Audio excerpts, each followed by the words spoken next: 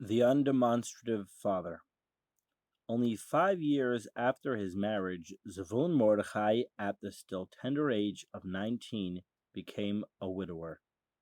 His wife had borne him no children. His father-in-law and uncle, Rabbi Gavriel, gave him his second daughter to be his wife, and she, in due course, presented him with a son. His grandfather, Rabbi Zachariah Yerucham, meanwhile, had died after being Rosh Yeshiva in Minsk for 5 years, so the baby was called after him. Even the birth of his son did not influence Zvulun Mordechai to change his life of solitude or his attitude of sorrow and sadness. He left the upbringing of his child to his wife and his education to his father-in-law.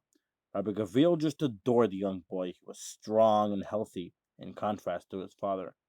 His nature, too, was different, for whereas his father, Zvulun Mordechai, was morose, he was full of mischief and cheerfulness. He was a good-looking lad, and as clever as he was beautiful. While his father showed no apparent interest in his son, Rabbi Gavriel devoted much time to playing with the child, then later teaching him as well as examining him and what he had learned from his other teachers. When the boy reached the age of bar mitzvah, he was quite a student. The boy's grandfather was very proud of him, but could not forget how neglectful of him the boy's father was, and this grieved him very much.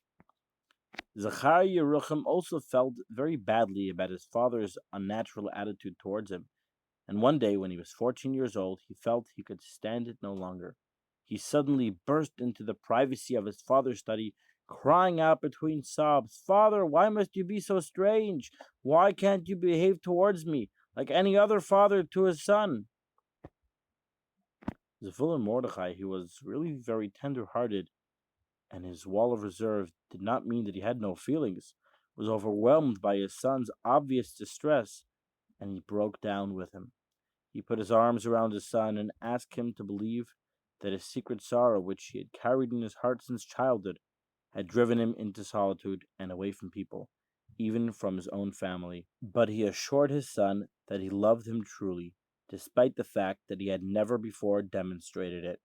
Father and son embraced each other warmly and kissed each other, and from that time Zvulun Mordechai came out of his shell and became more friendly to his son, spending time with him now and again. He even began to talk to his father-in-law. The atmosphere in the family circle was very much happier in consequence. When Zachariah Yerucham became 19 years old, he married the daughter of the Gaon, Rabbi Tovia Usher of Babanovich, and lived there for about a year. Rabbi Gavriel and Zvulun Mordechai felt his absence so keenly that they persuaded him to return home with his wife. Soon after their arrival, they had a baby daughter. Unfortunately, in less than 3 years' time, she became an orphan, for her father Zachariah Yerucham fell ill and died.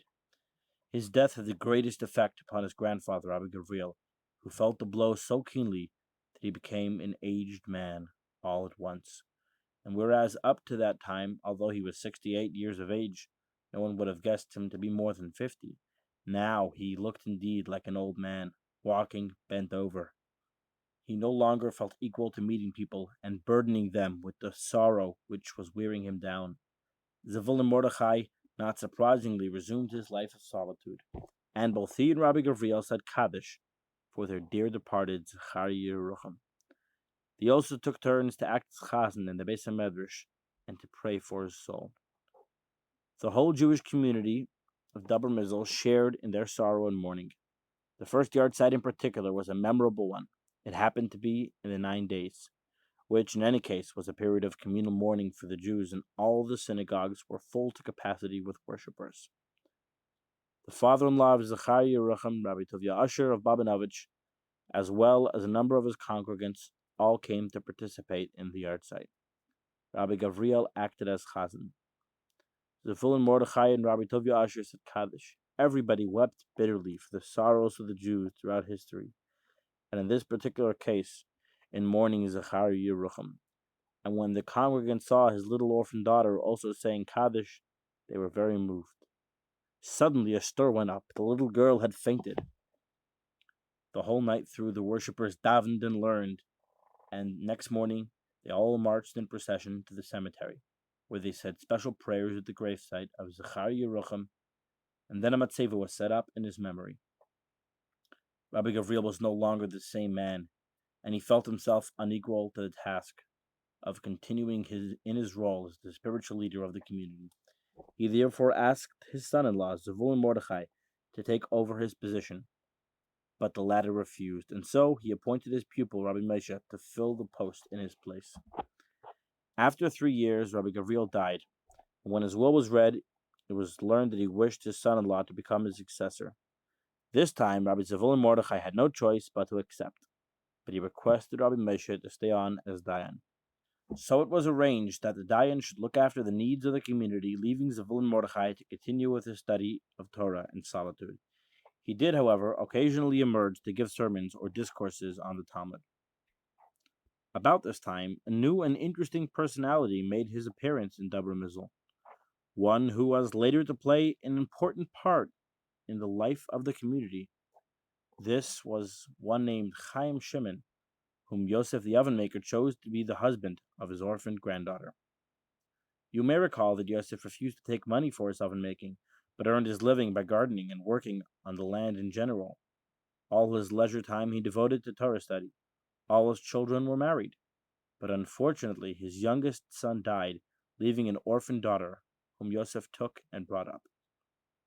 When she grew up, Yosef made a special journey to Minsk to look for a suitable husband for her. There he met the aforementioned Chaim Shimon, a gifted young man who came from Liozna and was making a name for himself in the yeshiva in Minsk. He had earned for himself a name in his hometown too, and because of his activities there, they called him Chavat, hero.